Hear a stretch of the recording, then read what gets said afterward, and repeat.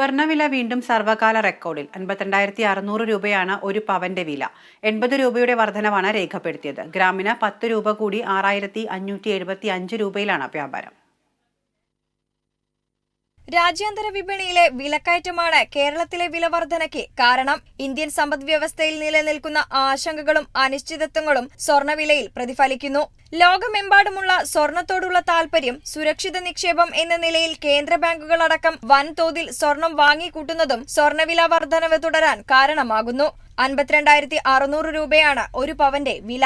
ഗ്രാമിന് 80 രൂപ വർദ്ധിച്ച് 6,575 രൂപയായി. നിലവിൽ ഒരു പവൻ സ്വർണം വാങ്ങണമെങ്കിൽ 57,000 രൂപയ്ക്ക് മേലെ നൽകേണ്ടി വരും. 1,00,000 എന്ന നിലയിലേക്ക് മാർച്ച് മാസത്തിലെ സ്വർണ്ണ വിപണി എത്തിയിരുന്നു. അതിനെയും കടത്തിവെട്ടുന്ന നിലയിലേക്കാണ് ഏപ്രിൽ മാസം ആരംഭിച്ചത്. വിവാഹ സീസൺ ആയതിനാൽ തന്നെ ഉപഭോക്താക്കൾക്ക് വലിയ തിരിച്ചടിയാണ് വിലവർധനവ് നൽകുന്നത്.